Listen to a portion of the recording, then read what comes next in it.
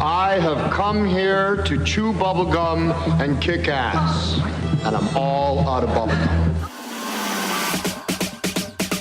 This is the Virtual Real Estate Investor Podcast with Vincent Polisi. Buckle your seatbelt and prepare to learn how to legally make six figures investing in real estate with no money, no credit check, and nothing but a computer and internet connection. Learn how you too can begin generating buyers and sellers for free today, and why you're only 2 calls away from making a $10,000 or more payday while never leaving the comfort of your home. And now, your host, the virtual real estate investor, Vincent Polisi.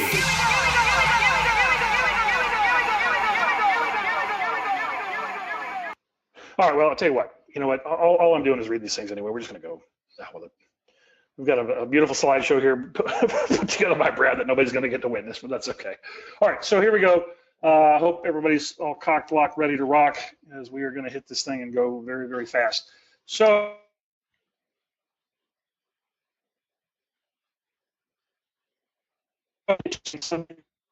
to back-end buyer, very, very simple. We actually really don't have to pitch anything because they presently do not qualify for conventional mortgage financing. Most of the time, they tend to want to purchase a property but don't qualify, don't want to be renters. So there's really not much of a pitch to it. If there were to be a pitch to it, it would be that they get to enjoy all of the benefits of home ownership, including tax deductions, including the right to quiet enjoyment, including the ability to control the property from the standpoint of if they want to paint, if they want to get a dog, etc.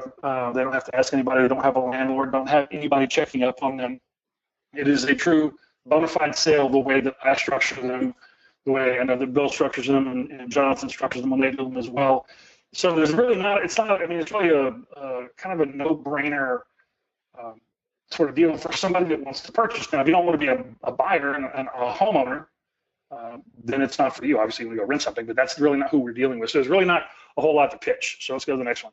How and when does the IRS pay a portion of the payment to the new bona fide buyer?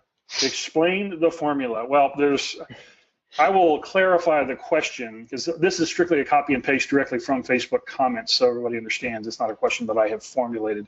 But I'm going to go ahead and clarify the question, and then I will let Bill answer this since he's a CPA, even though I know the answer. So what he's asking here is, what is or let me rephrase that. How does the buyer on an installment sales contract, the contract for deed, subject to a land contract, take direct benefit of the IRS's homeowners tax deductibility exemption, or exemption probably is not the right word, tax deductibility benefit of the mortgage interest and property taxes? It's an incentive that the IRS put out there to, and there are varying theories on this, but one is to, quote unquote, promote home ownership and people wanting to buy, so they have an incentive through tax benefits. And there's 2 different ways that it's done, and then I'll let Bill sort of take over. One is the traditional methodology that a conventional mortgage has, where a buyer will get a 1098 at the end of the year, and then they will simply apply it towards their Schedule A on line 10 to deduct the expense of the mortgage interest and property taxes from their gross income, thereby lowering their gross income, thereby lowering their tax liability. I do it differently, and I will let kind of Bill take it over from there. Bill, you know how I do it, right? Oh, sure. Yeah, you increase the exemptions to increase their take-home income. Correct. Right? This is what you're doing. Yeah, I was amused. Yeah, I was rather amused when I read the question. I knew what the guy was talking about, but it was just phrased kind of like funny to me, where it says the IRS pays, because essentially what the IRS is not paying anything. What they do is allow you to increase your take-home pay or decrease your withholding taxes, thereby not confiscating what was already yours to begin with. Correct. But essentially what you do, guys, is once the homeowner, you tell the homeowner that once they get this mortgage interest, the mortgage interest and the property taxes are two itemized deductions. And you can amend your W-4, which determines the amount that the employer is going to be withholding. And there's a special form there's a worksheet on the back called the itemized deduction worksheet. You fill in those itemized deductions, how much it would increase your itemized deductions, then you divide by, I think now it's $4,000, which is just their calculation for it, and you come up with a new number, right, to increase your withholding exemptions. And so remember, the more exemptions you have, the less the payroll clerk will hold out of the pay, right? So your employer actually will increase your take-home pay when you increase those exemptions on your W-4 form.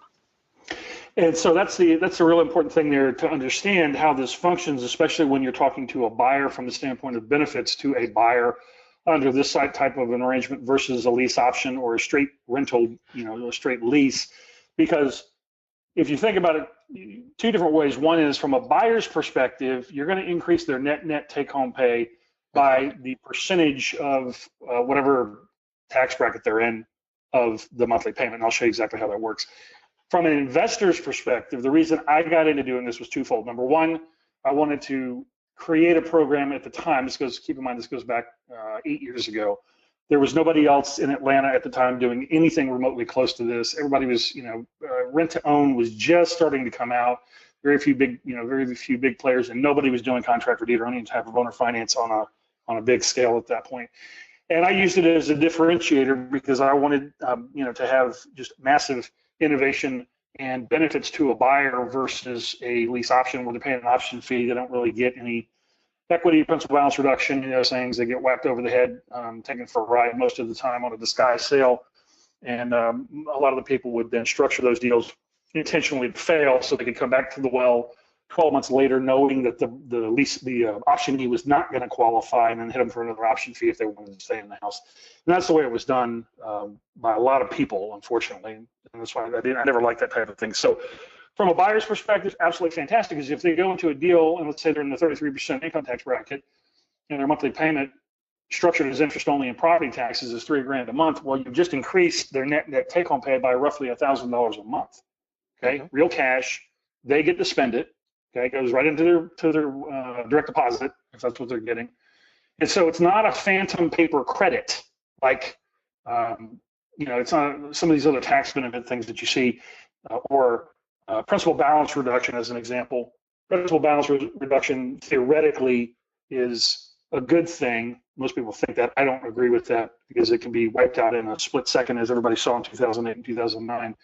But in this situation, it's real cash. Okay. Now, from a buyer's perspective, if you can put them in a $3,000 house, $3,000 a month house, and their net effective payment doesn't feel like it, then it's only $2,000 because you're basically giving them the other $1,000 and giving it to them. That's what's going to play out like. That's a huge major win. Ability standpoint, and also from an ability standpoint, an affordability standpoint for you to differentiate benefit-wise from cash left in the options down the road. And you can't really be remotely close to that. Now, from an investor's perspective, investors are concerned about what I call the 2 Ds. You'll hear me say this in seller call after seller call after seller call. What are those 2 Ds? Damage and default. These are the 2 things we're most concerned about. I don't want to default.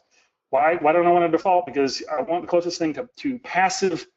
And let's clarify this. There's no such thing in real estate as passive income. Okay, I don't know who came up with that terminology for real estate investing, but it does not exist at any level that I am aware of, bar none. Even if you're in lending, from a lending perspective, at times you can foreclose. In these types of situations, or if you're a long-term hold for cash flow income investor, you still have to deal with the tenants and torrent situations and things like that. And that certainly is not passive by any stretch if you've ever done that. So this is going to be the closest thing to passive income. And from an investor's perspective, what I want to do is I want to insulate myself as much as possible from a default, because if there's a default, I have to go back to work, and it's work I don't get paid for. I don't like to work for free. Okay, so if I can take 10 minutes with a buyer and their CPA And if their CPA is not familiar with what we're doing and how it's actually structured, and explain to him, here's all you have to do, and then he can go look it up and he can adjust it for them. I don't ever adjust anybody's W-4, tell them how to do it, and I don't advise that you do that either.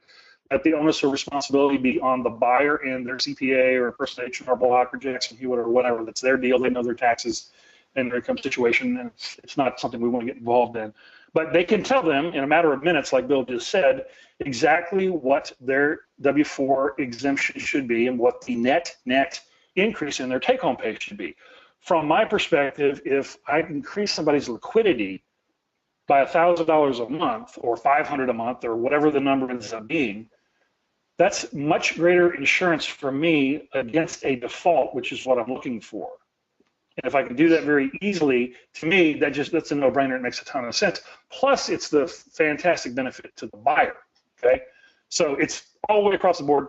That's the reason I came out with this. I mean, I didn't, let me qualify this. I didn't invent this by any stretch, but I applied this. I figured out when I started looking at, this is back in 2008. I did a deal for a guy that was a CPA, the largest CPA business management firm in Atlanta. And that's when we were doing the first-time homebuyer tax credit. If you guys are around long to remember this, we had people getting back $8,000 2 to 8 weeks after we closed on these things on a contract with me. Okay, in actual cash, and as we go through the process, that's how we came up with the ability for them to legally deduct the monthly payments under, so we came up with that. Became aware of it. Okay. And Dan is saying sound is very bad. Is anybody else experiencing that? Oh, it was terrible. Yeah, it's getting garbled. Okay, let me. Hang on. All right, I'm gonna lose you guys for a second. Let me see if I can switch over to another Wi-Fi. I'm here in downtown historic Charleston, whatever, and believe it or not, this house, you'd choke if you know what I was paying for it. I choke thinking about what I'm paying for it, and it has DSL that is, you guys remember AOL, and that's about what the speed is. So I'm running off of a Sprint mobile hotspot, but the challenge there is we're surrounded by these buildings and all this concrete.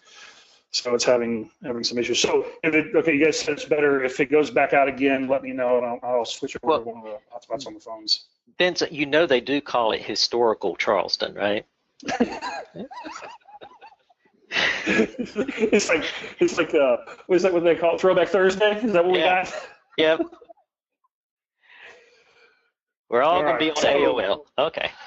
Yeah, all right, so let's go through some more of these because we're burning way too much time on this one. Okay, do you have multiple streams of income and what are they? Well, as you've heard me say, I have no income and no assets, but there are a lot of income streams that do come in. If you guys don't or haven't read what's his name? Robert Kiyosaki, the cash flow quadrant. Cash flow quadrant. Yep. Yep. And if you don't understand the E, the S, the B, and the I, you want to be the I. That's what you need to start working towards. You need to read that book. By I, we don't mean real estate investor operator, even though we all still do that stuff.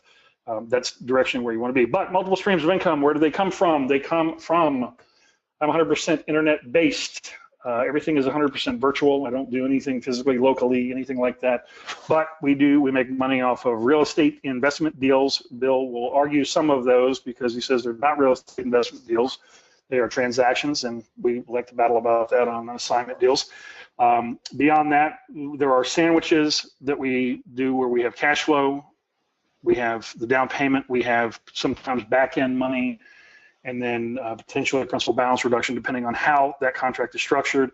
We've got other internet web. I mean, my wife by herself, I don't know if you guys know this, she's a quote unquote best-selling author. We put out a cookbook. I helped with it, but she did the whole thing back in 2011, and she's got a multi-book deal. She runs a six-figure income-earning website on her own that generates income from ad revenue, affiliate income revenue, ebook sales. We've got membership subscriptions. We've got a bunch of other websites you guys don't even know about.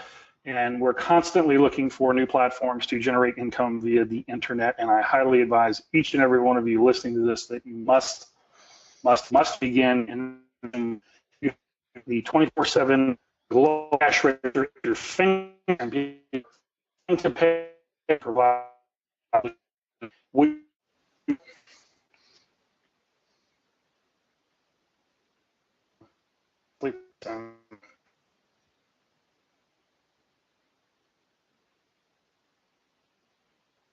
maybe you muted out. Okay. Dan, can you see everything?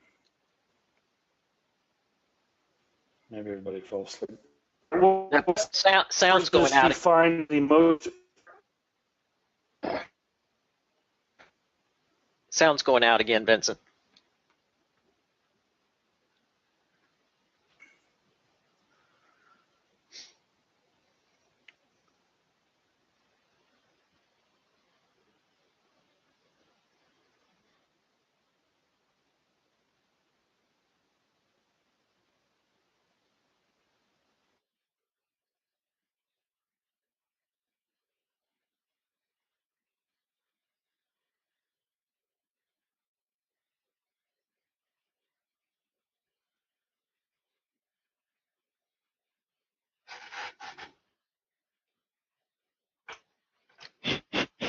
Okay. All right. Can you hear me now? Yep. All right. Is that better, hopefully? Yeah, we just got to notice that you were experiencing technical difficulties. An understatement. An understatement. Good grief. I apologize, guys. I had no idea this was going to be this bad. All right. Can anybody see the screen now, at least? You can tell this is live. Yeah.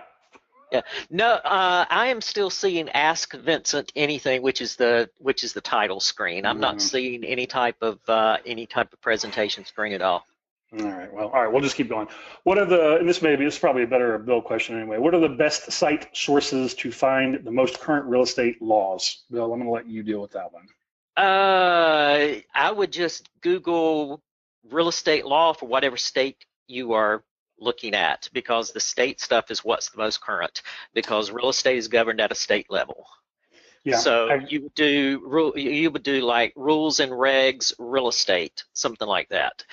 Each state usually has a code or a set of statutes that will cover real estate transactions. There are some things that the UCC covers regarding real estate, but the most so I guess that would be best for the statute of frauds and the transaction coverage. But for landlord tenant law, okay, that would be very, very state specific. Correct. Yeah. One thing, just so you guys know what I do, and I've explained this to the JVPs also. Anytime that we're doing a deal, a contract for deed or something, some variant in a state where I'm not familiar with the laws, what I do is I Google the law and Attorney General, because the Attorney General's website will typically have a breakdown of what they deem as legal and illegal and what the requirements are. As an example, first deal I did in Colorado years ago, they have a totally different process that you have to go through, where the property tax appraiser has to be notified when you're doing a contract for deed as to who's going to be paying the taxes and all that. So it's a whole different process, and it has to be identified in the contract, otherwise you're in violation. So you always want to check into those things anytime you're doing a new contract, or obviously, even though I hate to even say this, sometimes you have to consult with an attorney who is familiar with it. Yep. Okay. Yeah.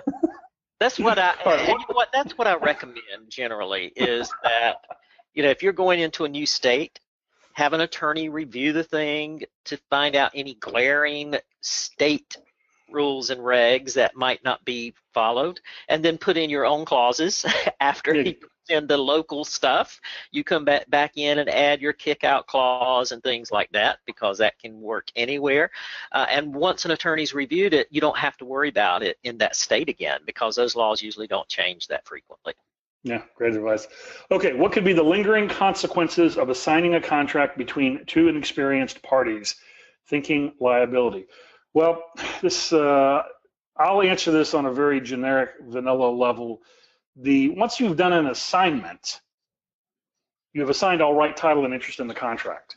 Okay, so technically, from a legal perspective, you are out. Correct. The lingering consequence would be in the event that there was any fraud in the transaction, okay, which if you go through 99.999% of these quote unquote wholesaling courses, there's all kinds of fraud in the transaction.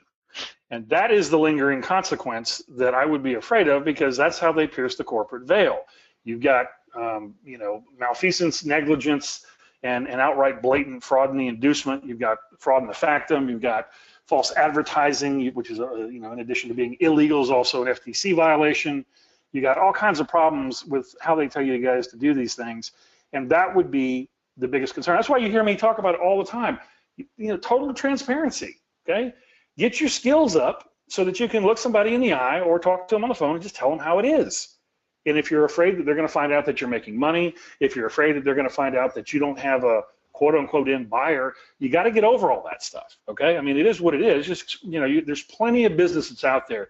You don't have to commit fraud with anybody, or lie to anybody, or falsely induce anybody, or falsely advertise. There's tons of business out there that you can get.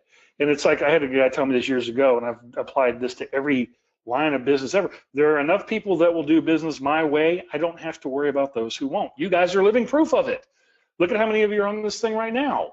Okay, you want to do business my way. Many of you have paid me money. Some of you paid me a lot of money. Some of you, we're going to make a lot of money together because you want to do business my way.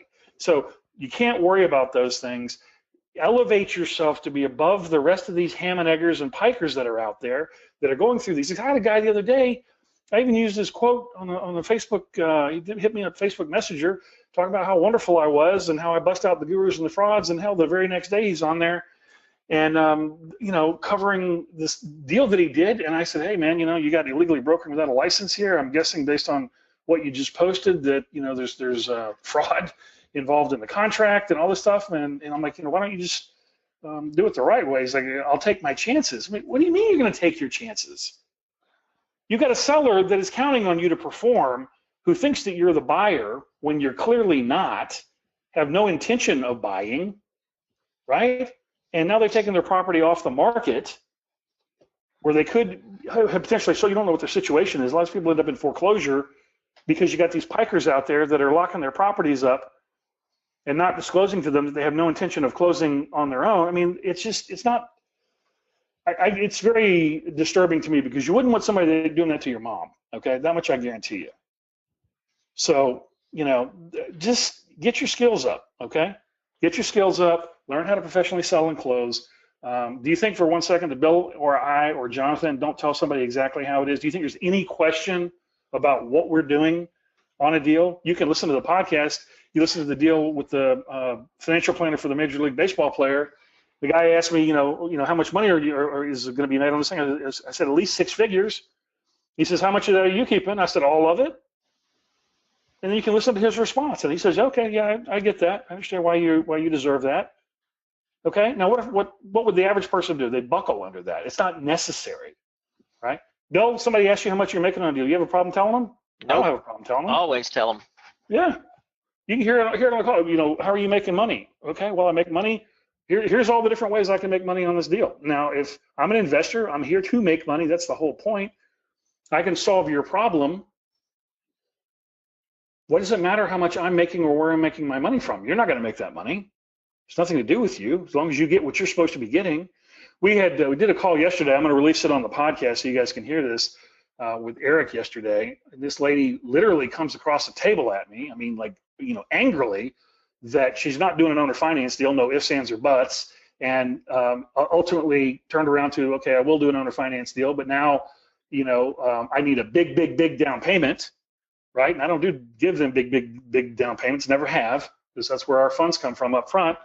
And by the end of the call, I mean, literally we go from, in a span of 2 minutes, you'll get to hear this thing live, we go from, I'm not doing owner financing, and if I do owner financing, I want a huge down payment because I need $500,000 to go buy a new house, to, okay, I'll do owner financing with a 60-month balloon, no money down, okay? In 2 minutes, you're going to get to hear that because I solved her problem. You'll get to hear exactly what her problem was. I mean, so don't ever worry about that. Always disclose everything. If somebody has a problem with something, that's what you need somebody like me or Bill there to kind of guide you through it, walk you through it, and perhaps even get on the phone with them to explain it to them, because it is what it is. All right, who pays taxes and insurance? This question, it's really, It could be answered many ways. Okay. Ultimately, the taxes, the property taxes in most states, unless it's like Colorado, like I mentioned, where there it's identified who will be paying the taxes other than the deed holder. In most states, it's going to be the deed holder paying the taxes. The insurance on an owner finance contract is paid for by the buyer, the person living in the house. It is an actual homeowner's insurance policy, not a renter's policy or contents coverage policy. The seller moves into the position of lender. He does not need an insurance policy. He simply needs to be listed as a mortgagee under the mortgagee clause, and I have them listed also as a additional insured. Excuse me. I'm sorry. I had a brain cramp there for a second. And that way you have two things going on. You have the fact that number one, they've got coverage. Number two, if there's any potential for a gap in coverage, they get notified, so you can force place insurance to make sure that insurance is maintained on the property. All right, number 7, what is the best way to file taxes in order to keep most of your money? Batter up. Best way to file taxes depends on, you're going to get the standard CPA answer. It depends on your what type of deals you're doing and what your entity structure is.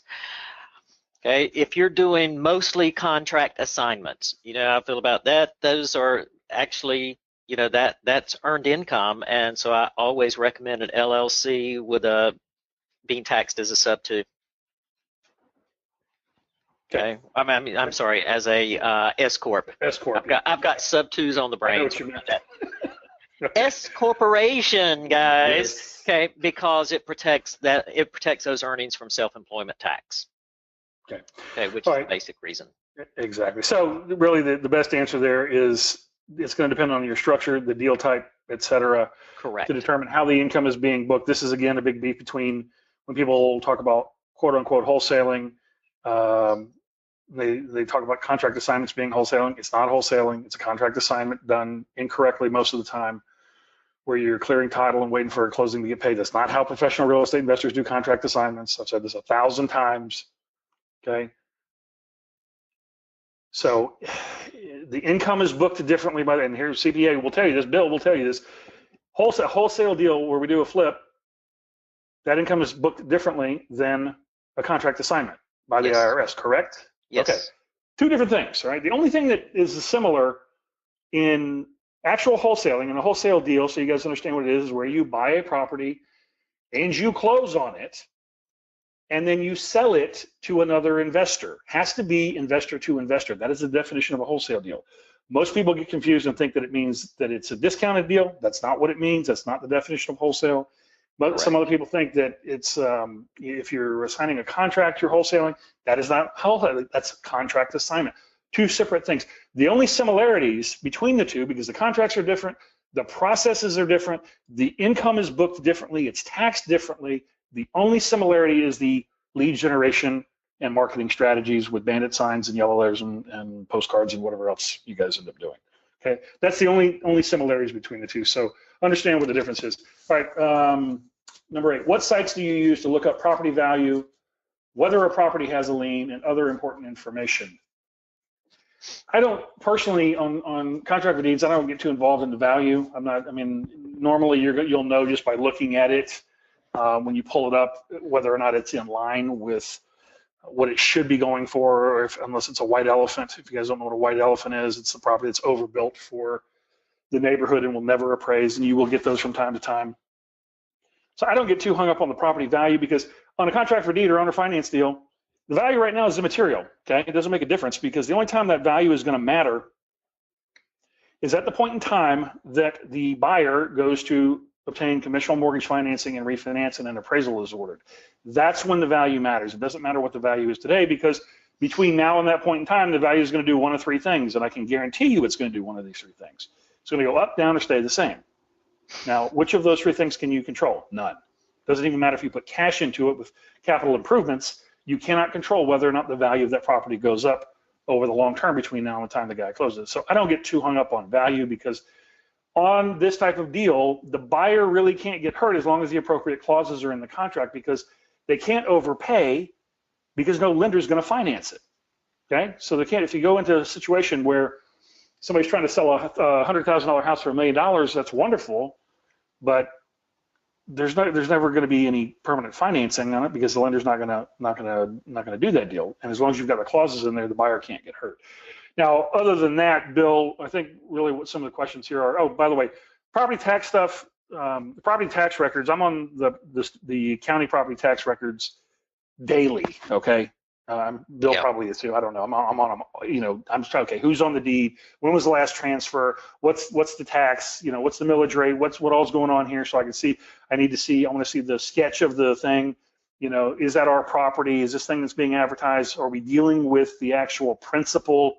Because when you're on Craigslist or some of these other websites, people will be out there and they'll be marketing properties they don't. I mean, I can't tell you how many properties I found where somebody's trying to sell me something they don't even own it. Okay, kind of stuff happens all the time. So you've got to do your due diligence. So I'm on property tax records for the county. Just Google, you know, whatever the county is, property tax records, and all of them have. Typically, it's a very poorly done search site. You know, I say poorly done given the amount of money they have to put towards these things. And you can normally just put in either the seller's last name, the property address, some variation of that, and pull up all of the information as it relates to the transfers, the ownership, the deeds, et cetera, you know, for the last whatever period of time, 10, 15, 20 years, most of the time. I think what you guys are asking though, because we're getting a lot of questions about Bill and the MLO, is what sites is he finding these multifamily apartment deals on? So I will ask him that. I already know the answer, but go ahead and tell them that because I think that's what they want to know. Oh, for me, finding multifamily deals, LoopNet, Yes. CityFeet,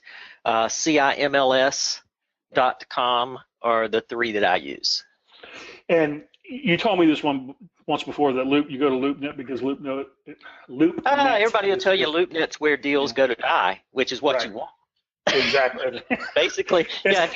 If you want a master lease and option deal on commercial property, yeah, you want a dead deal. The oxymoron.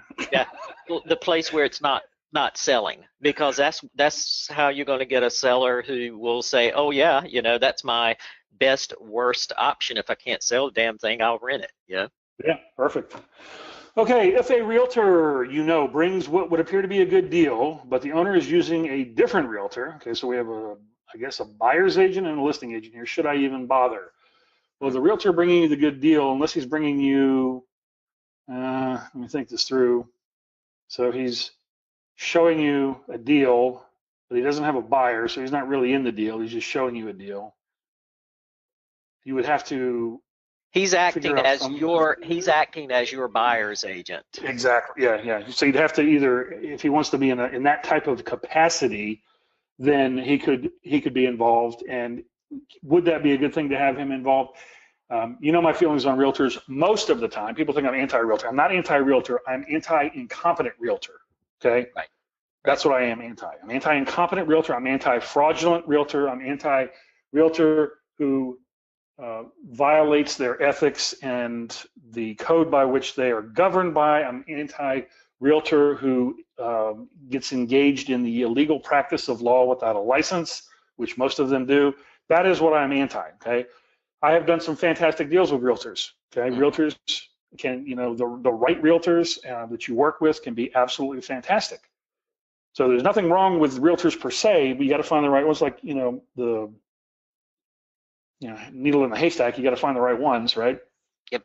The diamonds in the coal mine, you got to find them, but they can be fantastic. And the beauty of having the realtor involved in this situation is that he's in the club. Okay, he's in the club. He's got the license. He can talk to the other guy, and you've got that guy that's going to grease the wheel to make things easier, because the other realtor is not really going to want to deal with you, especially when he finds out that you want to talk to the seller. Okay, so you've got somebody, an ally on your side that's in the club, that speaks the language. Always much better that way than going in head first on your own if you've got that situation. So I wouldn't try to circumvent the guy bringing you the deal, is what I'm saying. Right. Okay, is the down payment from the end buyer credited towards the purchase price? Well, let me qualify this real quick so it makes sense. I'm going to answer this question a couple different ways, but let me give you a sort of preemptive information here. The answer is, again, I'm going to use Bill's answer. It depends. It depends on what kind of deal you're doing to a certain extent. Now, is the down payment from the buyer credited towards the purchase price? Yes, down payments are always credited towards the purchase price. That's why it's called a down payment, okay? No matter what kind of deal you do, if there's a down payment, it's credited towards the purchase price. Now, I think what you're asking is you're thinking of an assignment fee. If somebody pays an assignment fee would not be generally credited towards the purchase price in a traditional contract assignment. That doesn't mean that you can't do it, and that doesn't mean that I don't do it, because I do it. I do that, okay? When somebody comes in, we do a deal, and if they're going to pay for an assignment fee, I have the principal balance reduced by that amount, so they get credit for it when they go to refinance, and it's an instant equity position for their loan to value ratio. So ultimately, it depends on how you structure your deal and what you want to do. But if we're taking a look at this just strictly from the way this question is written, a down payment is always credited towards the purchase price. Correct, Bill? Right? Yes, correct. Okay, I'll make sure I'm not missing something there. Okay, question, virtual markets, focus on one. Yeah, again, we're going to take these 80, 90 some odd JVPs that we've got, and we're going to carve them up into, put the teams in 1 to 2 markets max, so that, and let me explain to you why that is. But instead of doing this, all the spaghetti against the wall thing in 400 markets across the United States, if everybody focuses on Atlanta, Denver, Phoenix, LA, Seattle, whatever, they pick one, and you've got 20, 30 people working that market, and we got a city of 5.5 million people, there are enough deals there to more than feed 20, 30, 40 people, okay? So why would it be a benefit to all go into the same market with 20, 30, 40 people? Well, because you can generate, if you're following the metrics of 300,000 plus in a city like Atlanta, which is the sweet spot beginning of where we go, and we go up from there. Somebody comes in, and let's say Bill has a property contracted. I have a property contracted, and I get a buyer that comes in on my house, and for whatever reason, they don't like the house that I have. But guess what? They like Bill's house. And we have that ability because Bill is working the same market that I'm in, and I would rather take 50% of something than 100% of nothing. So I hope that makes sense. That's the reason that I would tell you guys to focus and collectively work together in the same markets other than Nashville, because there's no... Absolutely no deals in Nashville. No deals in Nashville other than Nashville. Okay, where do you find buyers? There are 2 places for me that buyers come from, and then I'll let Bill answer on his side. They come from properties that are marketed on Craigslist. Yeah, that's been my mainstay for years and years and years. And then the very best source of buyers for me on the residential side is mortgage brokers, bar none, because they've already been to a mortgage broker. They want to buy a house. They have been pre-qualified, pre-approved, but don't qualify for whatever reason. They want to get a mortgage, they want to buy a house, and they have cash for a down payment. So you get the warm handoff from the trusted financial advisor, that is their loan officer or mortgage broker. No better source of buyer leads, bar none, for single family residential. Bill, what about you on the other side? I do the Craigslist ads. I have put bandit signs actually in front of the house, or had someone do it. Mortgage brokers. And I have done direct mails to high rent apartment complexes. And you can actually go to the post office and say, I want to send a postcard to everybody who lives at this apartment complex. And they'll send out one of those current resident type postcards. Smart. And I've done that. But those are my top 4. Okay, excellent. Okay, next up, on a CFD, are the monthly payments supposed to be similar to what a buyer would be paying if they were getting a purchase money mortgage instead of owner financing? And the answer, again, is it depends. It depends on how you structure your deal. On mine, yes, it's most of the time it's a pass-through of the existing financing that's in place, and if there's room for a bump for cash flow based on the what the current market is for rent, then we're going to put that in there and rock on. But yeah, they're typically on these deals, that's going to be normal conventional mortgage rate financing, somewhere between presently about 3.25% and 5.5%, because that's just where the market has been for the last 7, 8 years, as interest rates have been at all-time lows. Now, the other answer to that question is the traditional old school owner finance deal you would normally, if you talk to any investors, probably would say 45 or older, you're going to hear it's 10 to 12%. That's normally what you're going to, 20% down and 10 to 12% interest. That's typically what you would hear on an owner finance, on a, old school owner finance deal. That's not how I do them. Those are, not that you can't do them that way, not that there's any illegal, unethical, whatever. I just prefer deals that, are going to make more sense, and I don't try to grind people that way. And I don't know, hopefully I didn't step on Bill's toes by saying that, but whatever. I mean, it is, on these things, if you want to turn and burn a bunch of deals, you're going to have a lot easier time with, it's the whole expression, pigs get fat, hogs get slaughtered. So I like to keep a constant stream of deals coming in that you don't have to battle with people because they know they're being gouged. I don't like the whole subprime thing. That's my opinion. Now, you can do it any way you want to, but that's how I do it. Bill, how do you do it? Now that I've probably I do it the same way. And you're right. At one time, you could get those high rates. Dodd-Frank won't let you do that anymore. Now, see, there you go. You've heard it from the master. Okay. Next up, how are property taxes handled? Since if a mortgage is already on a property that we do a CFD on, the taxes are escrowed. Okay, so I think what you're asking here is who's paying them. It's if they're escrowed, it's going to be a pass-through once again from buyer who becomes borrower to seller who becomes lender. They're going to be paid through the mortgage itself, and then the homeowner, not the homeowner, the seller would be paying them directly to the property tax assessor, but the buyer still gets credit for it as a deduction. Okay, moving forward, are you going away from the JVP and doing only the VRIA Group JV? No, I'm not. We do probably the opposite by and large, doing the one-on-one JVPs. We got a lot of people now that are seeing what's going on that, they're looking to really take this thing at scale. We're kind of bouncing around a subscription model now at a lower price point to kind of cast a wider net and help more people. But I haven't really made any decisions right now. What I'm trying to do is get caught up and get the system built out to support the, I don't even know what the total number is, 85, 90, 95 JVPs that we already have, so that it's completely automated and systematized, and we've got all the training and SOP and tutorials, and it's just a seamless flow of deals going through. Okay, is VRIA Group JV the same info dynamics set up as team? Well, the VRIA Group JV is the teams. That is the teams. All right, what's the newest lead generation the gurus aren't teaching? Love this question. It's exactly what I'm telling you to do, okay? Now, I'm going to let Bill jump in here too, so he can offer a different opinion, but what is everybody else doing? Okay, if you take, I did a deal on this the other day where, look at what the masses are doing and then do the opposite, okay? What is everybody else doing? Banded signs, yellow letters, mailers, right?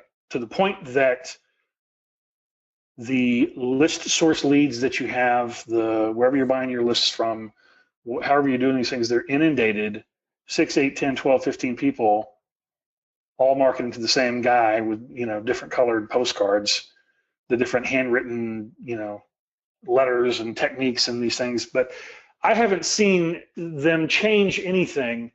And all that stuff was being done 25 years ago. Nothing's really changed. There's nothing new there. The only person really that, when I take a look at innovators and who's doing something differently, what I'm telling you to do is completely the opposite. I'm telling you, don't go see a house, do everything virtually. You don't need to go run around, drive the tires off your car. You don't need to meet people. You don't need to do any of these things. You can pick up the phone. You can be on the phone in less than 30 seconds with somebody off of Craigslist, an actual lead that has a house, or somebody that wants to buy a house. Do the whole thing 100% virtually, right? Okay, contact a mortgage broker. Who have you ever heard tell you to go contact a mortgage broker for their dead leads? I'm guessing nobody, right? That is right now, in my opinion, on the residential single family side, the very best lead generation that nobody else is doing. Now on the multifamily side, I mean, this is one of the reasons why I'm so enamored with what Bill's doing and how he's got things structured. I mean, he's got a whole different model that uses, I guess, some of the very similar techniques. But Bill, tell them what you're doing and how you're getting leads on, and guys, you got to listen to this. No money down, master lease option, cash flowing properties.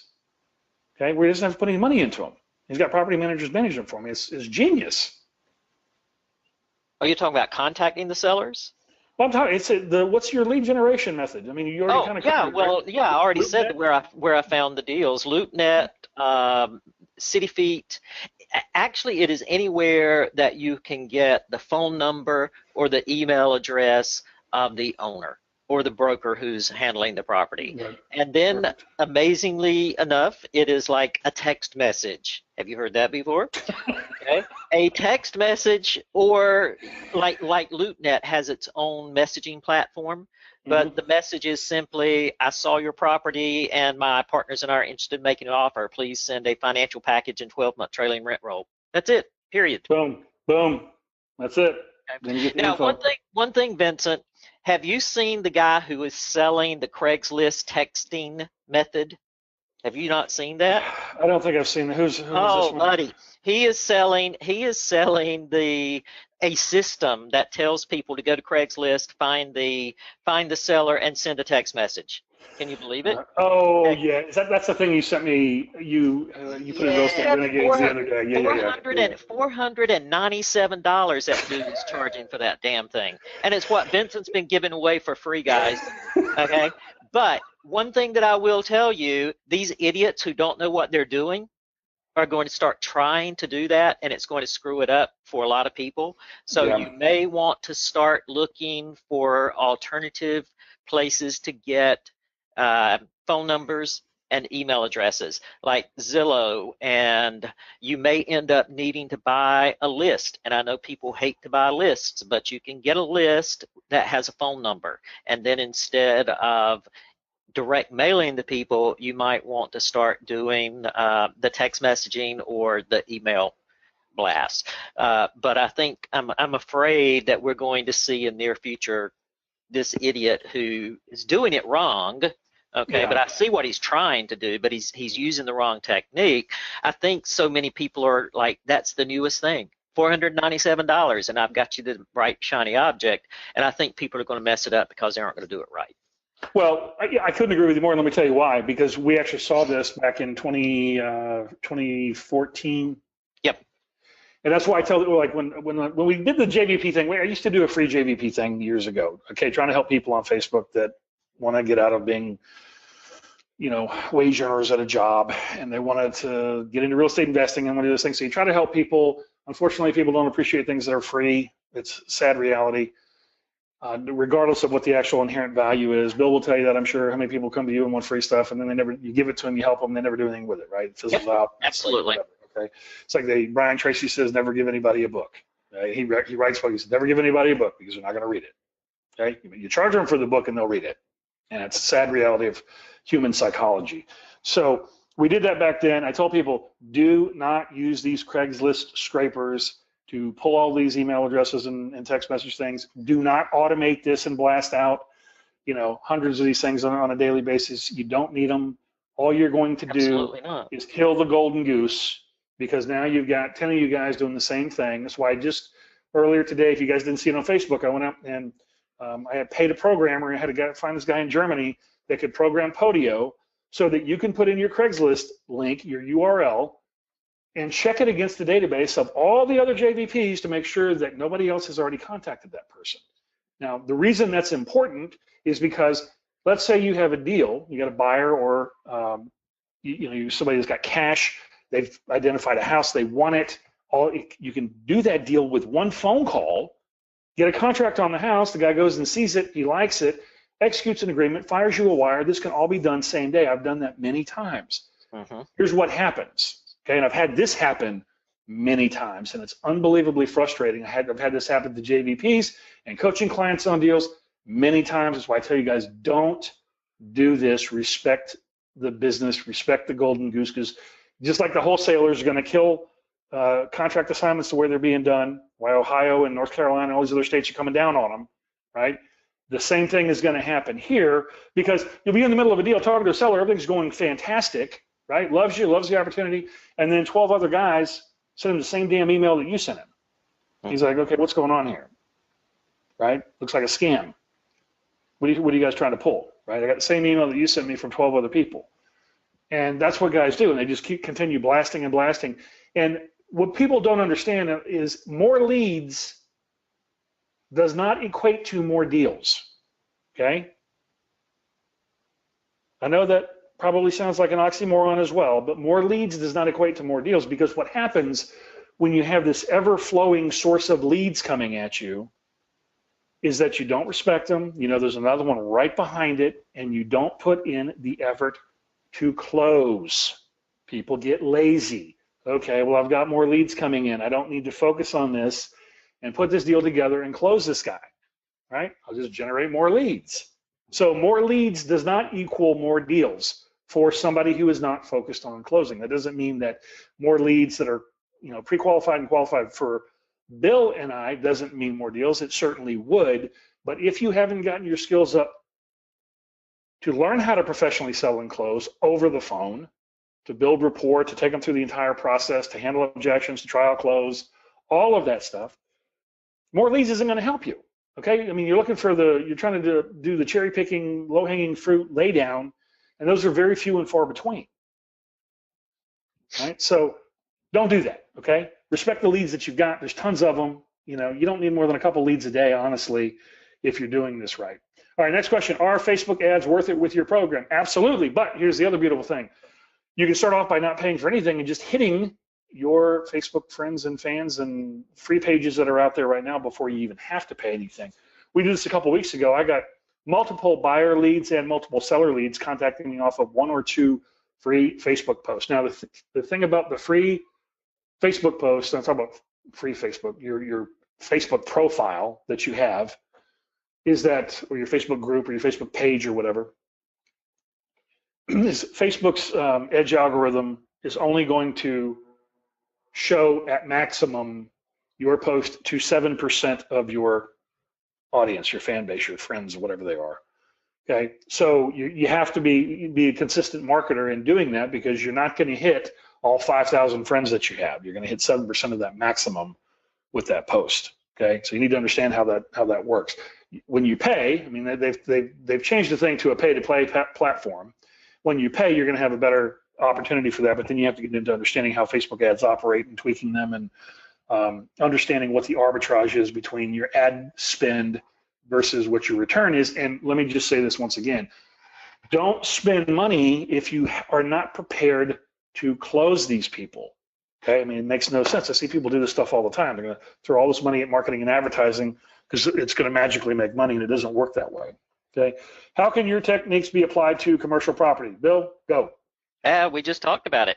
Yeah, that's it. Yeah, I essentially what I do with finding commercial property leads is exactly what I do for single family stuff. No different. The message is different, but the strategy is the same. It's all the same. Okay. Next up, what's the best way to find private money? It's all over Facebook for free. They're everywhere. Finding private money is not some big challenge.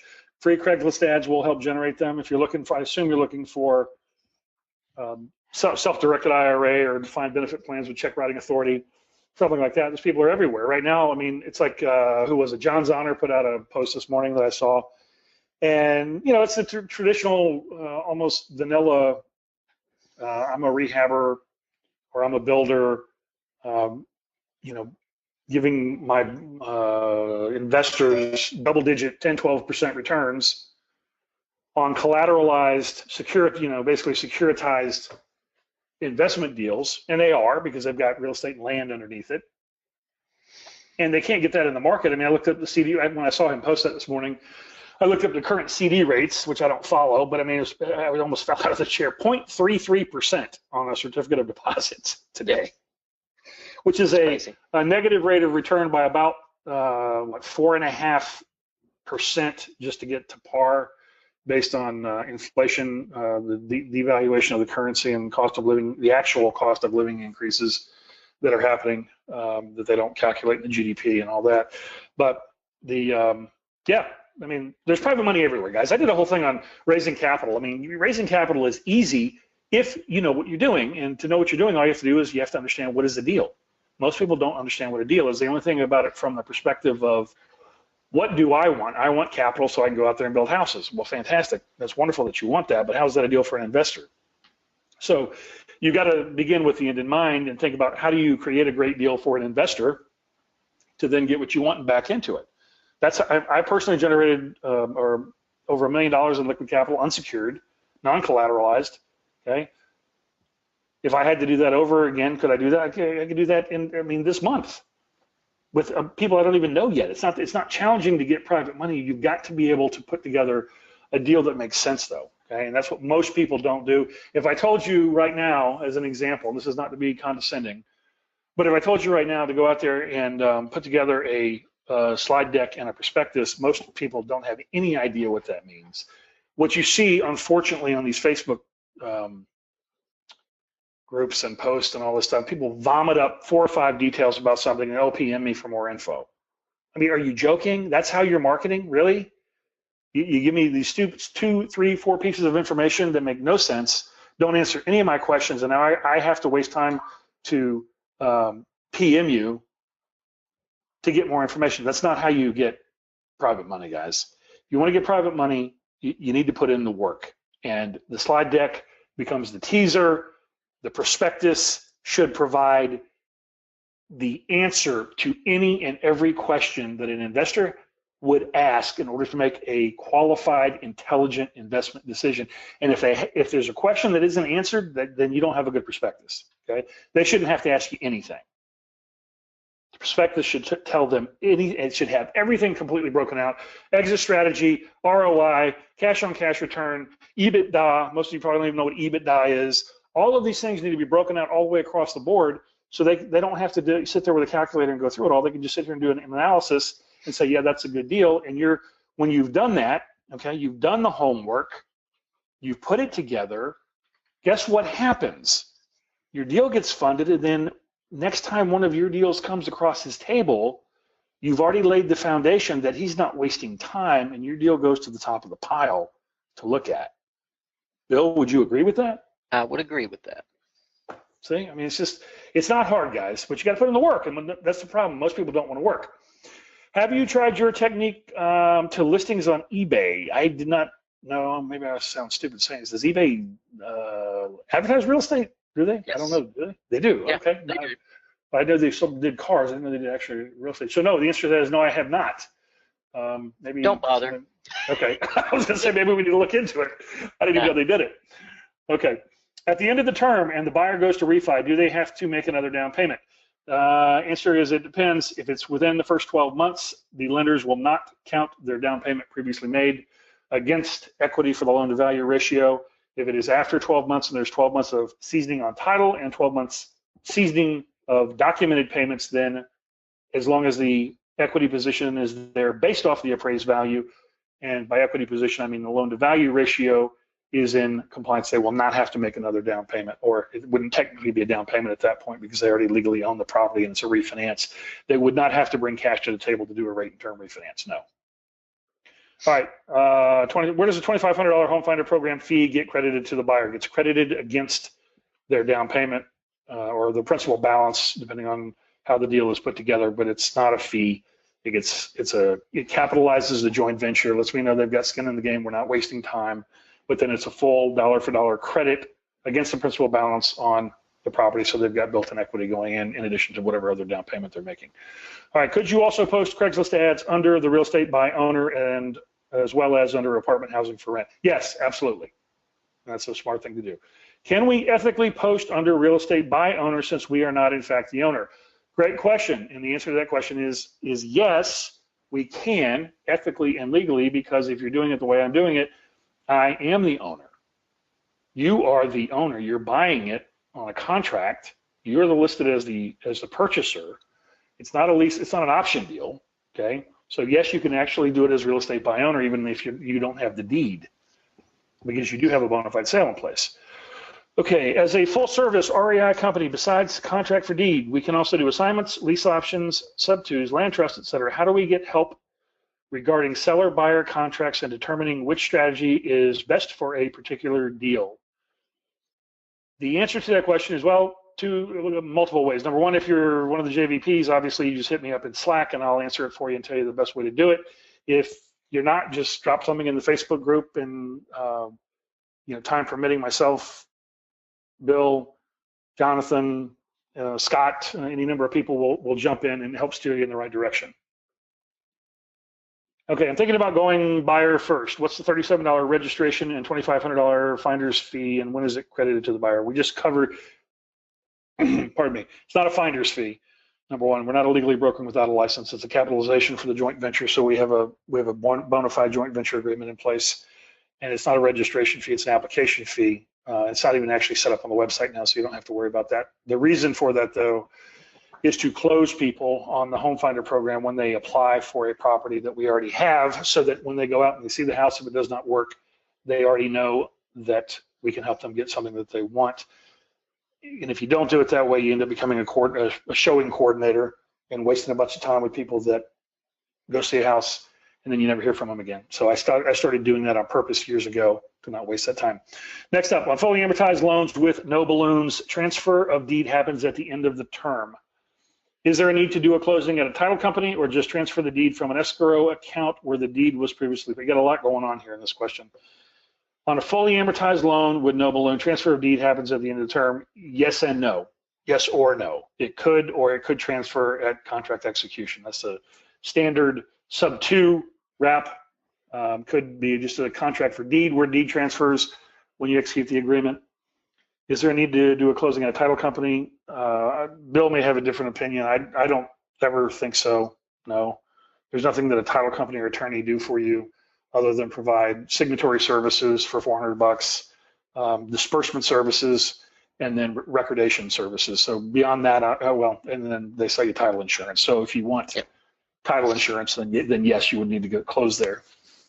And I don't have anything against title insurance other than it's a ripoff, and all insurance is a ripoff until you need it. Okay, how does this program work when a real estate cycle starts downward? Basically the same way it works when a real estate market is upward. People, this is actually a really good question. Let me explain to you why. There is no such thing as a bad real estate market. I mean, sans it being the Great Depression, and I'll qualify that. There is no such thing as a bad real estate market, okay? What you hear on the news is a bad retail real estate market for publicly traded companies, because that is what the news monitors, Wall Street, okay? So roll back to 2008, the big implosion. Retail was dead. Nobody could get financing. Guess what was on fire? Owner financing, lease options, tearing it up. People still wanted to move. They still wanted to buy a house. They didn't want to be renters. So different segment of the market is always going, I mean, again, assuming there's no depression, and I'm talking about an actual depression like the Great Depression, assuming there's no depression, one segment of the market is always going to be up or trending upwards. Okay, what is the ceiling in price on home values for contract for deed? There isn't one. If you get a house that, I heard a thing on the radio, the most expensive house in America, $250 million. If I could get a contract on that bad boy, I would, okay? All right, is there a way to monetize the properties that are below our price range without wasting time? I have not figured that one out. The answer to that is not really, because what happens in my experience, and it's not that I developed the $300,000 minimum for a reason, for a lot of reasons, and that's because you tend to waste a lot of time with first-time home buyers that don't understand the process. They're scared, they're nervous, they don't have the money. It becomes this quantum waste of time, and then you attract more of them with lower price point houses. That doesn't mean that you can't make a lot of money on lower price point houses, or that you are always going to be dealing with first-time home buyers on lower income houses. Chris Morin found a sweet spot of, he's in the military, we did a deal in Fort Walton Beach. He found a sweet spot of going after veterans that are overseas, Iraq, Afghanistan, whatever, and that had houses for sale that were vacant, that they couldn't sell. And obviously he had instant rapport being in full-time active duty military. And even though the price points weren't the 300,000 plus, the market that he found, it was a market predominantly dominated by professionals. And so, we did that deal, and it was a business owner, guy owned an HVAC company, had millions of dollars worth of equipment and everything else. I mean, plenty of cash, no problems, but Regions Bank wouldn't give him a mortgage, even though they would hand him $3 million in commercial financing with no problem on the commercial side, but on the residential side, because he was self-employed and writing everything down, he didn't qualify based on income. They wouldn't give him a damn loan for, I think it was $215,000. I can't remember what the number was, but wouldn't give him a loan for that. So here we came in, we saved a day, made money. He's happy, living in the house, even though it's below the $300,000 threshold. So yes, you can make money, but you have to be cognizant of the trials and tribulations and pain that can cause, because you want to be generating deals that are going to be bringing in the buyers that you want, that have cash, that have bought houses before, that know what the deal is. Okay, they're not nervous. So that is my response there. All right, how do you determine which strategy is best for each deal? I just call Bill. Just call Bill. That's all you have to do. I'm gonna put his number up here when we're done, so you guys can call him directly. Do you recommend mastering one strategy at a time? Of course, obviously. It's called focus. Follow one course until successful. And by mastery, I mean, it's, you need to understand, in contract for deed is not complex. Now, there's a lot of moving parts with Dodd-Frank, with the SAFE Act, understanding amortization and mortgage finance and all the contract law and clauses and that kind of thing. But it's not a complex strategy to understand, nor is subject to, nor is contract assignments, nor is it. They're all fairly simple, but then you need to understand the underlying moving parts. What if a home does not appraise at the time of the refinance? Well, that does happen. Okay, we cannot control future appraised value, and if that happens, then ideally you have a clause in the contract that allows the buyer, who has done everything he's supposed to do, he's paid on time, his credit is there, he's gone in to get a mortgage, he's qualified, and the only issue that he has is that the home does not appraise. You have a clause in there that means he doesn't lose the house. He gets an opportunity to extend his contract out and continue making payments. He's already getting the tax deduction anyway. So the only negative and downside is that he possibly doesn't have the deed. Maybe he does, which the deed doesn't really do any good if there's a security instrument in front of it, because the only thing you can do is pay off the underlying note. But beyond that, I guess you could argue that you can get title insurance. But beyond that, he's not getting a mortgage reported to the credit report, which is what most people would consider the negative. So if it doesn't appraise, then it basically becomes a renegotiation at that point, and a reevaluation between buyer, seller, and you to see what the best course of action is. Either the underlying seller can lower the price so that the guy can close if he has the equity position. The seller can bring cash to the table to close. The buyer can bring more cash to the table to close. There's any number of scenarios that can play out, or everybody can just, let it ride and let it continue making payments until potentially the market appreciates to the point that he can refinance. What are the best ways you currently use or know that can create passive income in real estate? There is no such thing as passive income in real estate. Okay, you guys need to stop thinking about that. It's a lazy man's approach to thinking that you're going to get paid an annuity payment every single month. No such thing as passive income in real estate. Now, there are things that are close to it, okay, what Bill does on the master lease options and all that, very close to it. What we do on the sandwich contract for deed or owner finance deals, very close to it, because you're not dealing with maintenance and repair issues. You're not dealing with all the headaches and hassles. You get cash flow on a monthly basis. I did a deal as an example, got $14,000 down and made $2,500 a month in cash flow for 2 years, and no hassles, not having to deal with maintenance and repairs. No, fantastic. Okay, so but you still got somebody that's paying, and do they pay on the first of every month? Every month? No. So you're still having to have those conversations and whatever. But that's the closest to me. Now, Bill, you may have a different opinion. I don't know. What do you think? No, I agree. Okay. As we do on lots of things. Oh, stop it. I need to get Scott Moyes on here. Not everything, but most things. All right. How do you find owner finance sellers? Craigslist, forSaleByOwner.com. Yep. FSBO.com. FSBO.com. Yeah, that's the mainstay. I mean, hell, Realtor.com. You can find sellers on there. I've done tons of deals off of Realtor.com. Yes. If you guys listen, here's something, and I haven't covered this too much, but in Atlanta, you guys that are in Atlanta or that are targeting Atlanta, Rhonda Duffy Realty, she's the #1 broker and has been forever and a day. They do flat fee listings. Okay, it's like they get $500, $800, whatever it is they get.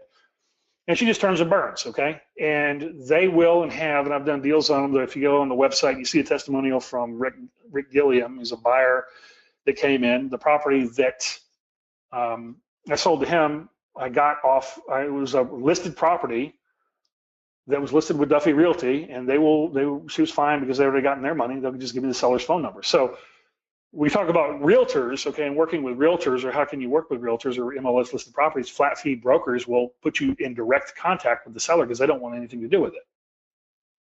Okay, they've already made their money most of the time. They're not getting anything else, and so they don't have any issue putting you in contact. So you guys chalk that away as another source for easy access to a seller. After we pre-qualify the buyer, what is the next step? Close. Now, if you pre-qualified a buyer, if you're a JVP, get me on the phone and I'll drop the hammer. If the seller uses the appealing to a higher authority, it's actually a close, not objection, appealing to a higher authority close, but doesn't want to get them on the phone right away, how do you handle that? If they don't want to get them on the phone right away, then you go ahead and try to coordinate time as quickly as possible to get them on the phone. Sometimes that's used as a getaway. You guys need to understand that. Oh, I need to talk to so-and-so. You'll hear this all the time. I need to talk to my attorney. Well, let's get them on the phone, blah, blah, blah. And they don't really have an attorney. What they're trying to do is get you to send them documents, okay? And you have to make the determination if you're willing to waste time with stuff like that. I don't. I mean, if it's a legitimate deal, like the Major League Baseball player guy that you heard that podcast, I mean, he wanted to get talk to his financial advisor. I didn't know at the time if he was trying to pull a getaway. I know they all have gatekeepers, and they're always all professional sports guys always have a guy that you have to get through. And I asked, you heard me go right into it. Okay, well, let's get him on the phone right now. And he tried. Okay, he called. We got voicemail. Took me 2 days to get a hold of the guy on the phone and finally talked to him, and you heard the rest of the story. So it doesn't always mean that they're trying to get away, but you have to make that determination based on the call. Why is this strategy better suited for higher end properties rather than say 225K? Because you make more money and you make it easier and you make it faster, and you're dealing with people that have purchased a home before 99% of the time who already know the process. In real estate, well, let me rephrase that. In anything financed, real estate, cars, yachts, commercial buildings, anything, the higher the purchase price, the more money there is to make. The higher, let me rephrase it, the higher the financed amount, the more money there is to make. So you're going to make more money on $1 million deal than you are on a $100,000 deal, and it's going to be a lot easier, believe it or not. When talking to mortgage brokers about dead leads, how do we handle questions like, what title company do you use? I've never had one of them ask me that question. I'm not married to a title company. I don't care if they want to pick it, that's fine with me. Okay, so I don't have that issue. When doing contract assignments, if I don't have cash and want to buy a property to assign to a cash buyer, how do we work the contract with the seller so we can assign it without saying I'm the cash buyer? You just disclose. We talk about this over and over and over again. Just disclose, okay? You can just put on there the intent. It is the intent of the buyer to assign this contract. Right, Bill? I mean, what else? Disclose it up front.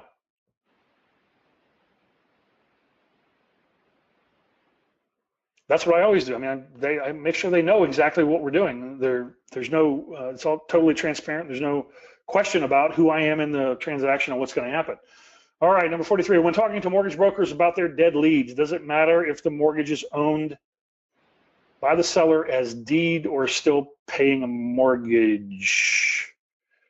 I'm trying to understand this one. Talking about when they're dead, does it matter if the mortgage is owned by the seller? I think what he's trying to say, does it matter if the property is free and clear or if there's a mortgage? I think that's what he's trying to ask here. No, it does not matter. It doesn't make a difference one way or the other. Okay, objection. So you buy my house, lease it back to me. I'm still on the hook for payments until you put a buyer in place. Yes. Why? I'm not paying for a house I don't live in. That's why. Next one. Who will be living in the house since you are not? To be determined. Doesn't matter if it's a sandwich, whatever. Okay, this, Bill, I actually thought of you when this question came up. I've never been asked this question before, and it's a good question. What happens if the buyer dies before the refi? The buyer dies before the refi. Okay. Thankfully, that has not happened. Knock on wood. You know what? I don't know of that happening either. Okay. Legally, the buyer owns the property. Yeah. Okay. It's a bona fide sale, and the seller should have already treated it as a sale on his tax returns and everything else. So the heirs, the contract would actually go to the heirs, and they would have the right to continue the contract out. So is that probated then? I guess it's an It asset could, of yeah, the it estate. could go. Yeah. It could go through probate. Now, what could happen is that the heirs could negotiate with the seller to see if they wanted to get out of the contract or what have you. So there's some provisions, going through probate where it could be voided. All right, but the sale is a sale, and it's just like a mortgage. What would happen? It's very similar to what would happen if a guy died before his mortgage was paid off. Same Right, position, yeah, basically. there you go. Okay. Okay. So it would be treated almost that same way. Okay, objection. Could this transaction cause the due on sale clause? Technically, legally, yes. Okay, yes. Absolutely. Has that ever happened to me? Never. Do I know anybody that it's ever actually happened to? No. No. Not in 25 years. There are only let me rephrase that.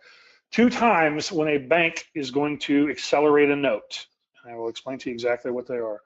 Bank is in the interest collection business. They're not in the real estate business. Okay, they're not legally, quote unquote, legally allowed to be in the real estate business as a conflict of interest. So when do they accelerate notes? When a note is in default. So it's not really because of the due on sale, it's because of they're giving you lis pendens for notice of foreclosure, because they're not collecting the interest payments. And number 2, if they are in jeopardy of being taken over by the FDIC for a shortage in their capital reserve requirement, and they're trying to get capital reserves back in place so they don't have the assets sold at a scratch and dent sale to another bank, that has happened. So those are the only 2 times you're ever going to see, in my opinion, that's the only time I know of it ever happening, that you'll ever see a note acceleration. This is I call this the due on sale urban myth boogeyman. You hear about it all the time. It's a clause in every mortgage note I've ever read personally, but it's just not something that as long as the payments are made on time, they don't care who's making the payments. They don't care whose name is on the deed. And here, the best way to illustrate this is this. Every house I ever bought in Georgia, I was the only person on the mortgage. Okay. In Georgia, if you guys don't know this, it's an attorney state. So all real estate closings close with a real estate attorney. Imagine that. And the very first thing, pardon me, because let me back up. The lender will not allow the husband and the wife to be on the deed at the closing if the husband or the wife is the only one on the note. Okay, it's whoever's on the note, that's who's on the deed. That's how it closes. That's in their insured or their closing instructions. That's how it has to go down with the attorney. Now, what they do, every attorney in Georgia does this. Okay, it's all the same across the board. Is as soon as you close, you've closed out that transaction. Boom, you're still sitting there at the closing table. You haven't gotten up yet. They hand you a quitclaim deed to get the wife on the deed. Okay, right then, and it's all recorded simultaneously. All the banks know this.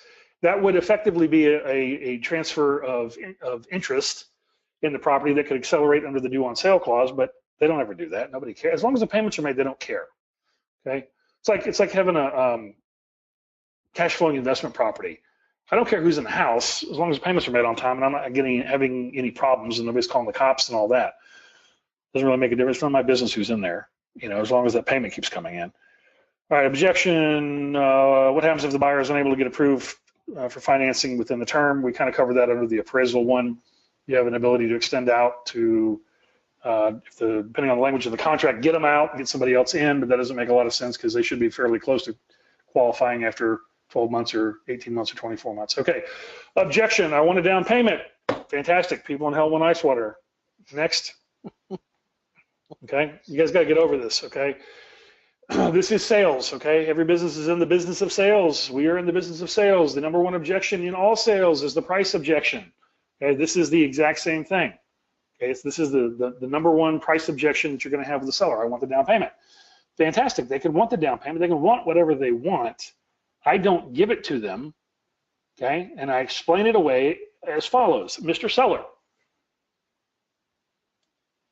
I cannot give you full price for the property and have you fully insured and have you out of all maintenance and repairs, provide you a static payment that is not impacted by any type of variable expenses, insulate you against the default Okay, so you're not having to worry about the eviction and foreclosure process, and provide you principal balance reduction during the term, and provide you the down payment. That's how I make money. That's how I insulate in the event of a default by the guy that I'm selling it to if I have to stroke out the cash and make a payment. Okay, so if you want all of the benefits, the full price,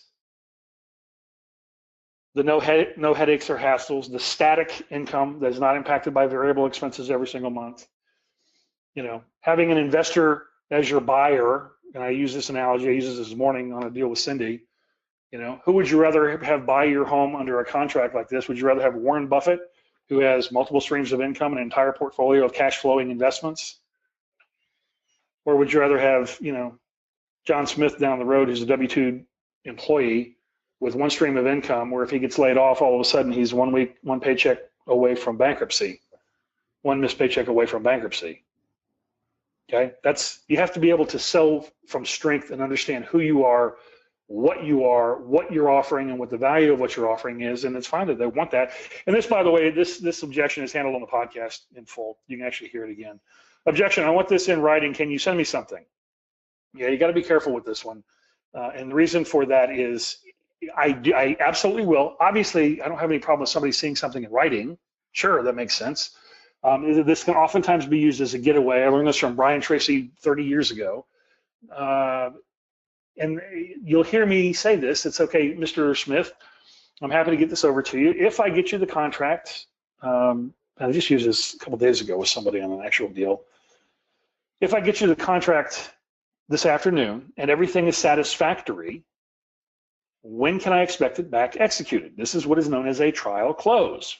It's actually a close, but I want to go ahead and trial close him now so I can vet out if he's pulling a getaway or not. And what I've just done is I've just triggered the fact that he now has to make a mental connection and decision in his brain to answer the question, okay?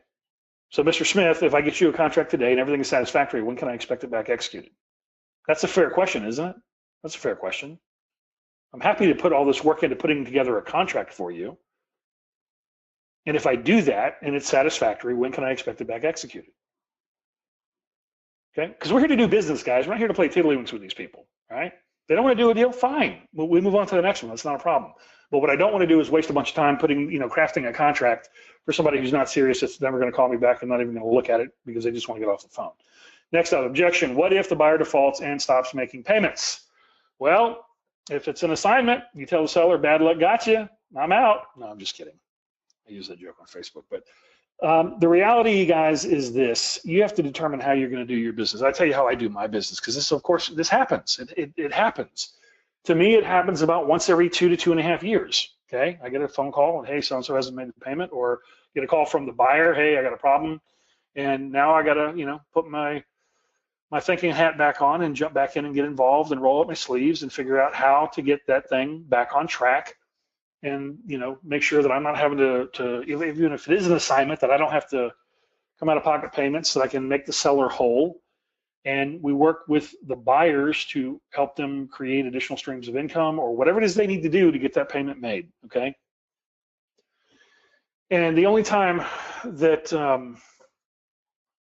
see, and this is a big thing with people too, just so you guys understand. For those of you who've never landlorded properties before, if somebody is communicating with you, I'm talking about a defaulted tenant or a defaulted buyer, they haven't made the payment, can't make the payment, whatever the situation is. A lot of times they don't know what their options are. And you can show them very quickly how to come up with the money to make the payment, so it's not even an issue. But as long as they're communicating, and by communicating, I'm communicating politely and all of that, and professionally, that's the guy you want to work with. He's trying to work with you, okay? I don't ever give him a hard time. It's, hey, okay, let's see how we can put this thing back together. It's only when they get ugly with you, nasty, and they start trying to self-justify or make threats, or they don't communicate, that I start to tighten the noose. Okay, and there's a bunch of ugly techniques we'll save for another day that I can show you how to do that to make them pay. Okay, by pay I mean they find the money quickly. So if the buyer defaults and stops making payments, then you try to help them find the money. All right, objection. Why don't you get a loan instead? Well, that's wonderful in theory, but I'm a professional real estate investor, and we are capped at a certain number of loans we can get, and capped at how much, there's only so much money out there for down payments and all that kind of thing, and I'll be out of business in a couple of weeks. So this is how we do it. You'll hear me say this over and over again. I buy, sell, lease, assign properties all over the United States every single week. Okay, more than $100 million in contracts on stuff all over the United States. And the way that I do this, through no money down, owner finance contracts with a seller leaseback until the point in time I've sold it, unless I've got a buyer already lined up. Okay, objection. How long will it take for you to get a buyer in here after we sign the contract? It depends. I can't give you a definitive answer unless I'm going buyer first and I already have somebody, which is what I do, by the way. I go buyer first. Inventory generation is good for you guys, so you can start having these conversations with the sellers, but it is a logistical nightmare. Okay, just so you guys understand. It's great for generating buyers that from your Craigslist ads that you're marketing, that kind of thing. But if you've ever had 100 sellers, okay, 100 different sellers on 100 different properties, you'll start to understand what I'm talking. It is a logistical nightmare. Okay, that's why I like to go buyer first. You say, okay, well, how do I go buyer first? Go talk to the mortgage brokers. They'll give them to your dead leads for free. Okay, advertise on Craigslist, do Facebook ads, whatever you have to do. Go buyer first. You talk about things that nobody else is doing. Nobody else is doing buyer first on owner finance stuff. Okay, why is this better than a lease option? And this is again, everybody tries to categorize things in black and white, and there are shades of gray. It is better than a lease option if you want to purchase a home. It is not better than a lease option if you're going to some place, you've been relocated, and you may or may not like the area, you may or may not like the house, and you want to get into something where you can rent it and kind of put your toe in the water and see how it feels, but also potentially have the ability to purchase the property down the road. There is nothing wrong with lease options, structured properly, fully disclosed, totally transparent, so everybody knows what's going on. Nothing wrong. I've done tons of lease options. When you are targeting people that want to purchase a home, this is infinitely better than a lease option because they are actually homeowners. They get a tax deduction. They don't have a landlord. They can refinance it. They can sometimes get the deed. They can paint if they want to paint. Get a dog if they want to get a dog. Don't have to ask anybody. True home ownership versus being a renter. Objection. What guarantees do I have that the buyer won't walk away? None, unless you look at it from this perspective. I'm the buyer. And if I'm the buyer, I'm not walking away because this is my business. Okay, if a buyer on my end takes off, that's okay. I mean, it's not okay, but it's okay because I can replace them. Okay, so this guy's out. Okay, we get the property cleaned. This new guy comes back in. Here comes another down payment, and we just do it all over again. Okay, so you got to think a little bit differently here, not off this like one-off type deal thing. Objection: does the buyer have good credit? It's a question, not an objection. And the answer is, I'm the buyer, and no, I don't qualify for a mortgage, nor do I want to. Told that to a lady yesterday. You know what that did? It endeared her with me because she's also self-employed, and guess what? Doesn't qualify for a mortgage either. Okay, so a lot of these things that you guys think are issues are not really issues. And if we want to get into the whole thing about credit score, let's talk about that for a second.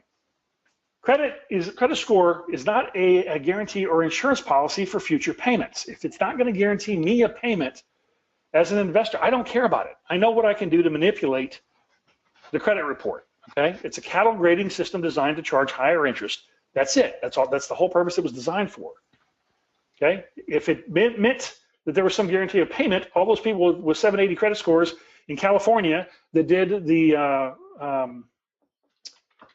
negative amortization loans would have never foreclosed. They all had perfect credit, but it didn't stop those foreclosures from happening. Okay? It doesn't do anything. It's a urban myth that high credit score means that somebody is going to, it's a rear view mirror approach.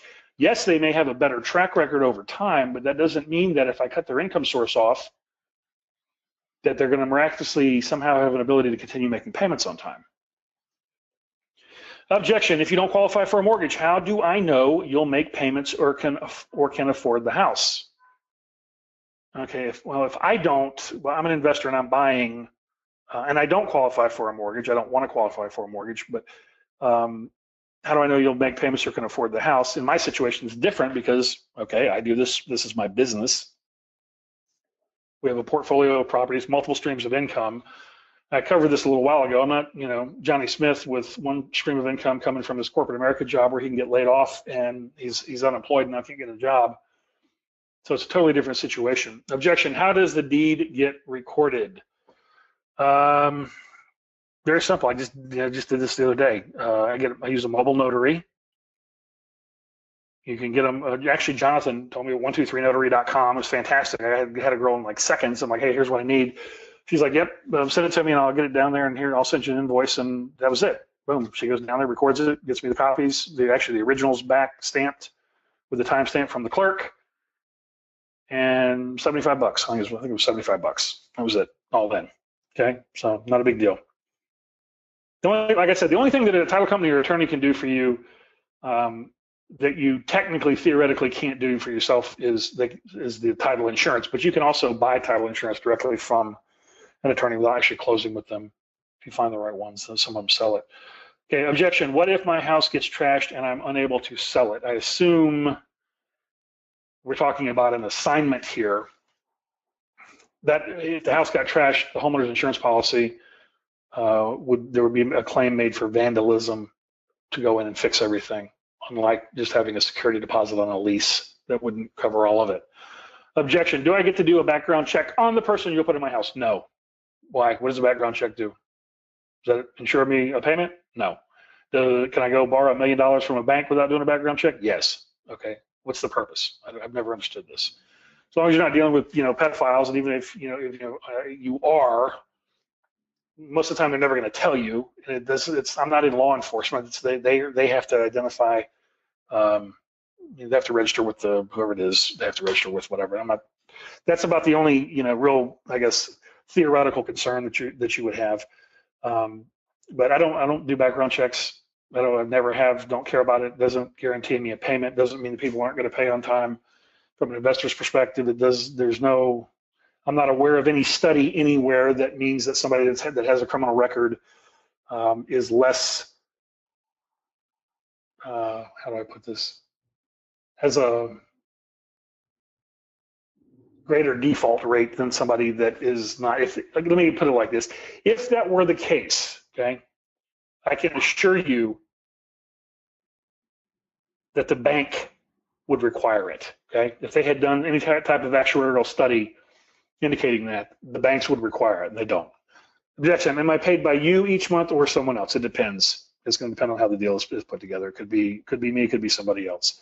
Objection: how is your offer different than an assumption loan?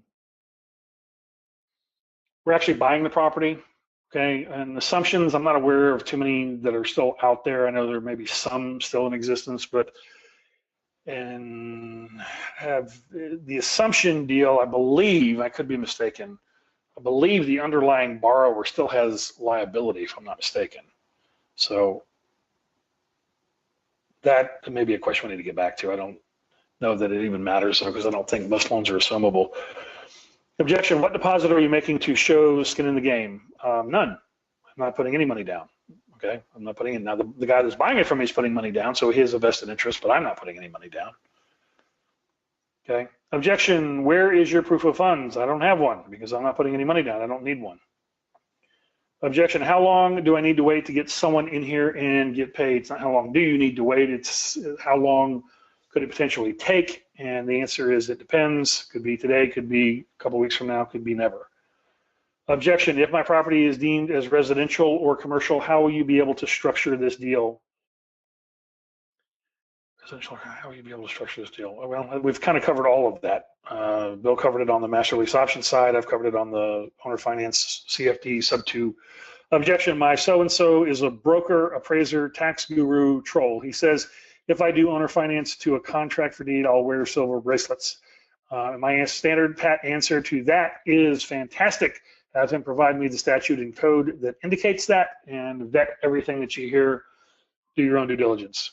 Objection: I need a down payment and credit check on you to do owner financing. Well, that's wonderful, but you're not going to get it for all the reasons that we just covered. Objection: if I'm going to hold the note, why can't I vet the end buyer's credit worthiness? Because I am the buyer, not the end buyer. You don't have to worry about the end buyer. If I'm in here on a sandwich deal, which most of them are, then I'm the buyer, okay? So that's all you have to worry about, not this other guy.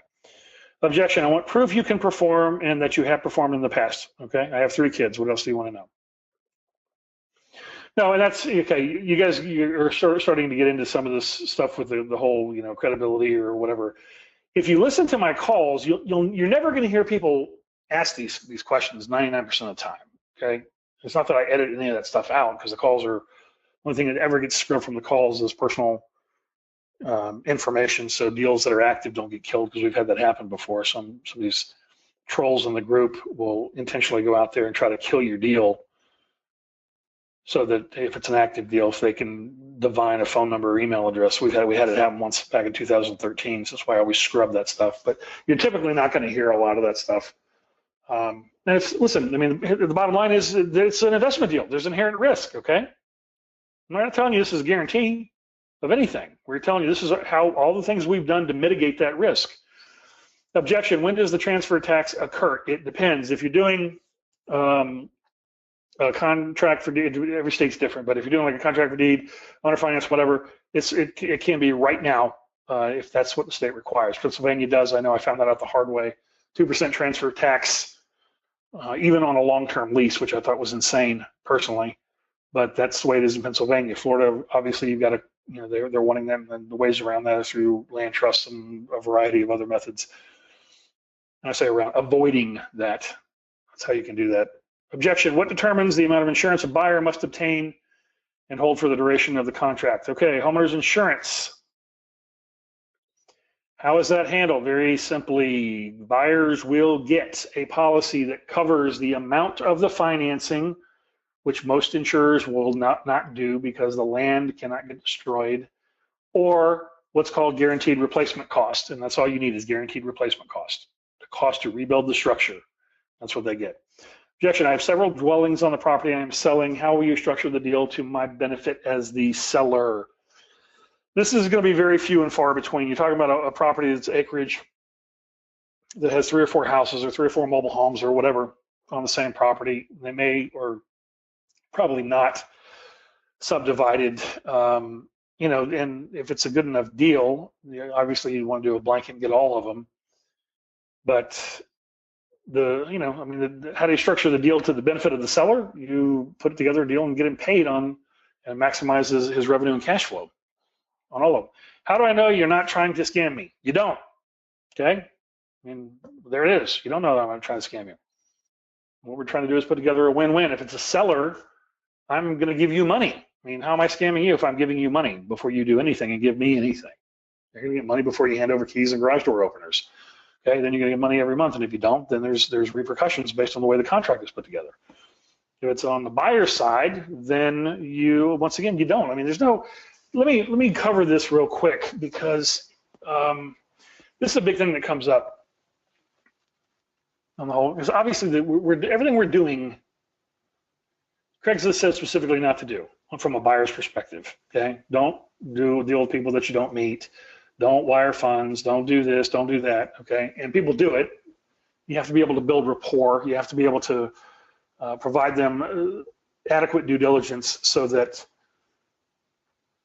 they can get a comfort level, okay? And they're happy to do it once you've provided that to them. But there's a big thing out there about, okay, I want to meet you face-to-face to see you eye to eye and do the handshake routine and all that.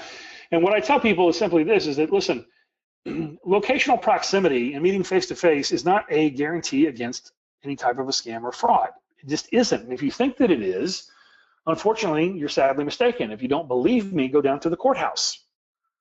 And in that courthouse, you will see hundreds of people that have met face-to-face, that know each other, that shook each other's hand and looked each other in the eye. They all live in the same town. And they're all suing the hell out of each other because one of them says that the other one tried to take advantage of them. Okay, so it's doesn't mean anything. Okay, we're here to put together a good deal, and really what you run into on these deals is the deals are such unbelievable win-wins on all sides that you get the it's too good to be true thing. Okay, it's not that's really the cause for concern of it being a scam. Okay, objection, I'm in pre-foreclosure and I'm 6 months behind. Can I do owner financing and avoid foreclosure? Yes, you can. You can get a down payment, bring the payments current. You can do that and a variation of suing for quiet title. There's all kinds of stuff that can be done. Objection, I had an appraisal 4 years ago at 800,000, so my price today is 850. You know, value is actually 700. I don't care what the price is on the contract, because nobody's paying that price today. They can't pay it. What I'm concerned about is the payment. Is the payment in line with where it needs to be? Because the valuation or the price situation is going to be rectified by the appraisal when it comes in, as long as you've got that clause in the contract. So you don't have to, you know, I don't get into price negotiations on these deals, okay? Just so you understand. I don't really care if it's $1 million, it doesn't make a difference. I don't care. The appraisal, the lender is really going to dictate the price, okay? Objection, I expect to get the estimate for my house. It is inaccurate. I don't know what that means. I expect to get the estimate for my house. Sorry, I don't understand that question. Objection, a realtor told me I had to have a home inspection, radon, termite, septic well. How was this handled during the transaction? Those are all buyer things that a buyer may want. And if a buyer wants those things, just like on a conventional deal, they can get them. Okay, it's not our responsibility to pay for those things, okay? Okay, hold on, Brad, tell me. Zest is supposed to be Zestimate, autocorrect on the last one. I expect to get the Zestimate for my house. Okay, gotcha. All right, it isn't accurate.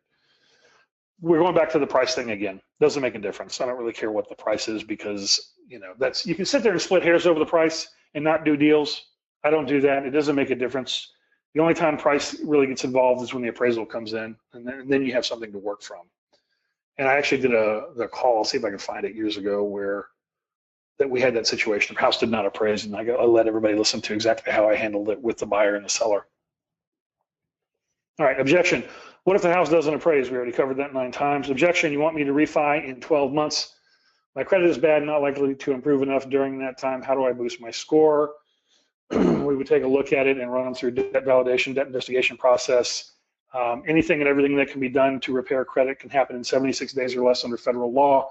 And we run people that have credit issues through a forced credit restoration program that doesn't cost them any money, but they do have to do it to make sure that they can qualify in that 12-month period. Objection, how do I know I'll have a clean title? Will I have title insurance? Okay. I don't think in the last 10 years I've ever actually been asked this question by a buyer, but let's assume that was the case. The answer is you don't.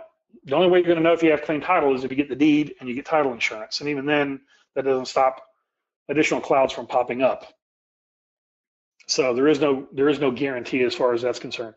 Will I have title insurance? If you do a sub-2 deal, pardon me, if you do a sub-2 deal or a wrap and you're closing, then yeah, you can get title insurance, but typically you're going to be putting 20% cash down if this, they're going to fork the deed over, because you have to self-insure against the judicial foreclosure process and how many months somebody's not going to be making payments on the house.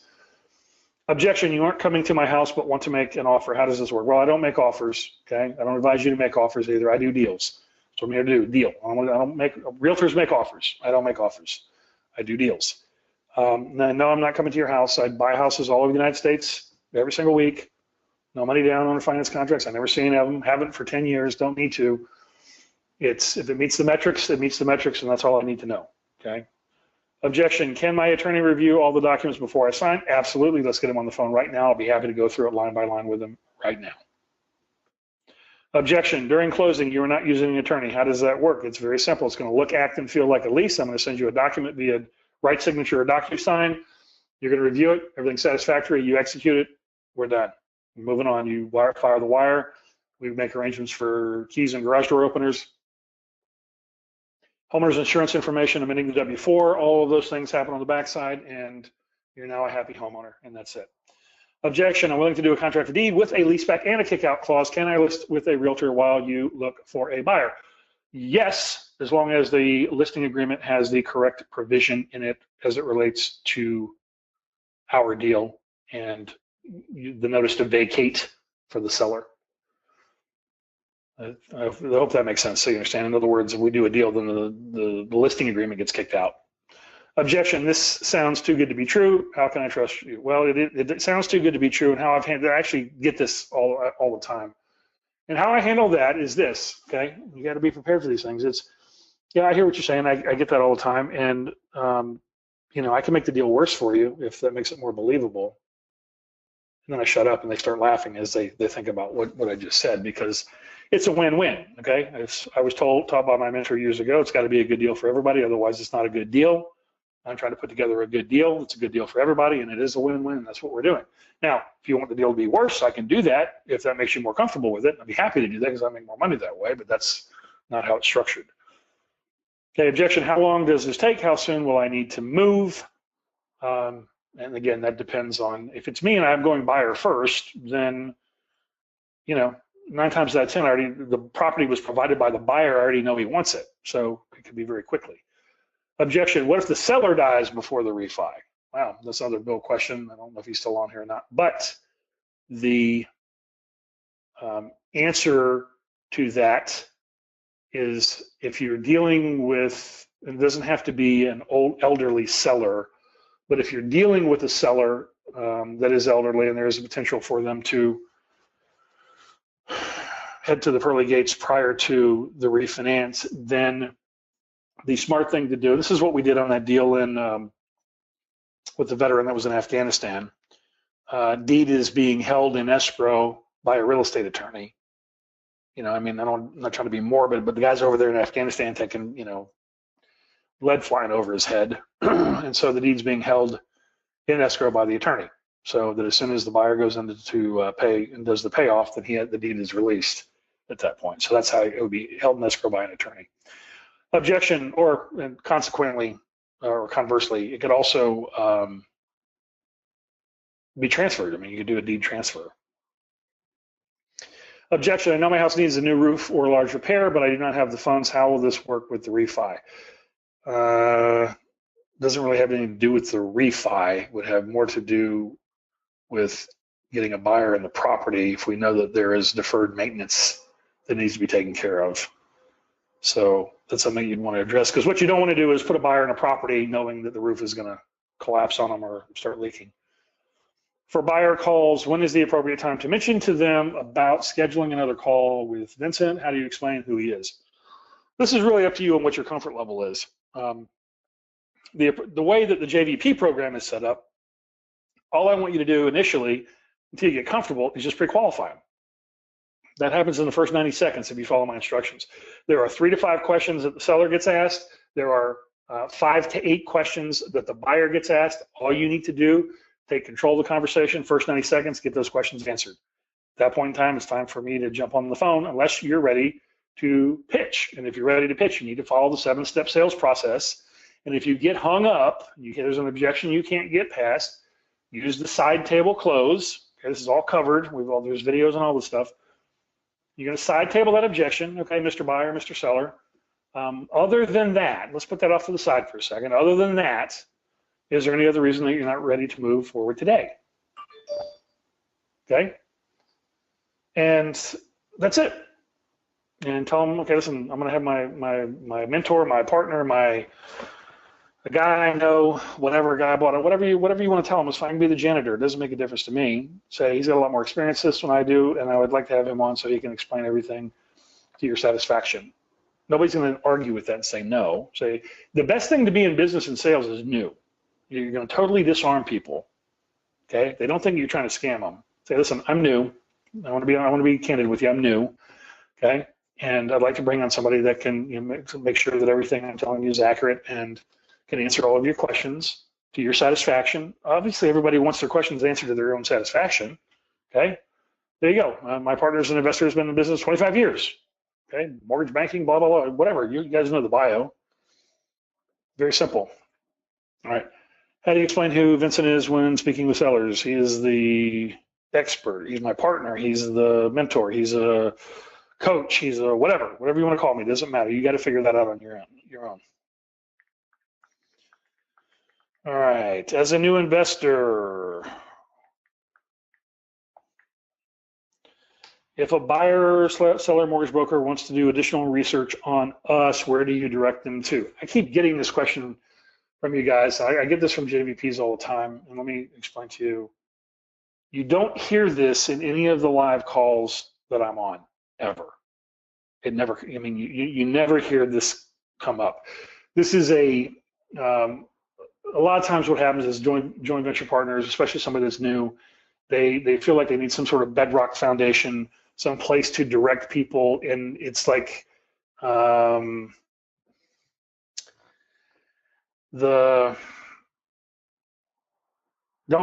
use it as an ability to get off the phone. A lot of people want to do that. Okay, so we can put together a credibility pack, and I can put it up on the website. It's really you and your business anyway. I mean, it's not our business, so to speak. What we're trying to do with the joint venture program is get you guys set up so that after a deal or two, you're ready to leave the nest and do things on your own.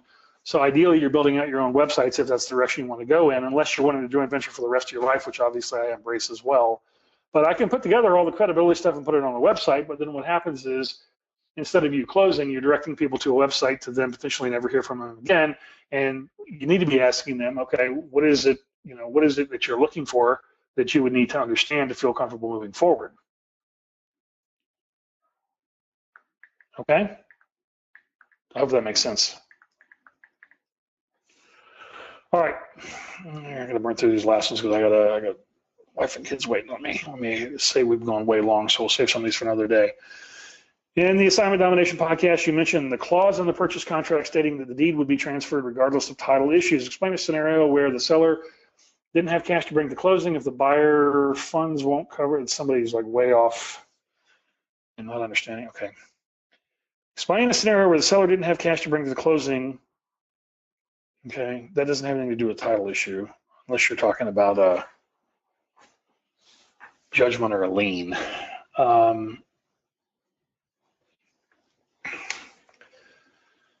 I think you may be misunderstanding there, kind of where I'm going with that. Hang on for me 1 second. So the purpose here is that goes back to your wholesale contract assignments where you're going to assign it to another investor. Okay. Understand, professional real estate investors get paid at the time of assignment, period, of the story. That's just the way it is. They teach you this stuff in these courses so that you play title jockey for these rehabbers or whatever, and that's just not how it's done, okay? If they're concerned about something, and if you're concerned about the seller not providing clear and marketable title, which they've already said that they're going to do, they've already agreed to do it in the contract, they're contractually bound to do that, then, my argument was, okay, so they'll provide a deed, right? And then you have control of the property and you can do whatever you want, right? So, I mean, it's really, this is really getting back into more that people just don't want to close, in my opinion. Okay, so he's asking, how does the deed get conveyed? You just do a quick claim, and there you go. You got control. You can do whatever you want to do. When a seller says they are not interested in owner finance, how long do you wait to follow up with them? I don't, because I don't chase people. You can, beauty of all the stuff today and Podio and all these email systems is that you can set ticklers to have it fired to them automatically. It's a good idea and a good practice because people will come back to you later on, but I've got so much coming at me, I don't have time to chase people. For you guys starting out, yes, that's a great idea. Put them in a tickler system, email them, follow up with a random phone call or what do they call it? The systems where you can leave a voicemail, a recorded voicemail for them. You can do those things, or just call them. I mean, okay. Objection, I think the market is overinflated and will crash soon. If it does, I'll never get the contract amount because it won't appraise. Well, that's kind of true regardless, unless you sell it for cash today, which if you can, I advise you do. Objection, when would you like to see the house? It's not an objection, it's really a question. And the answer is I don't need to see the house. All right, we're going to go ahead and cut this off here. I think we got 1, 2, 3. Oh man, you guys added way over. All right, I'll tell you what I'm going to do. I'm going to get to 100 because I said that's what I would do, and then I'll save the rest for another time. We're on 98 presently. What's the proper language to use when explaining the Home Finder program to a lead so as not to make it sound like we are brokering without a license? This is you can hear it on the podcast, okay? You can actually hear how this whole thing goes down. But no, they're executing a joint venture agreement. They're going to capitalize that, and then we're going to go buy a house. So we're not providing services for a fee.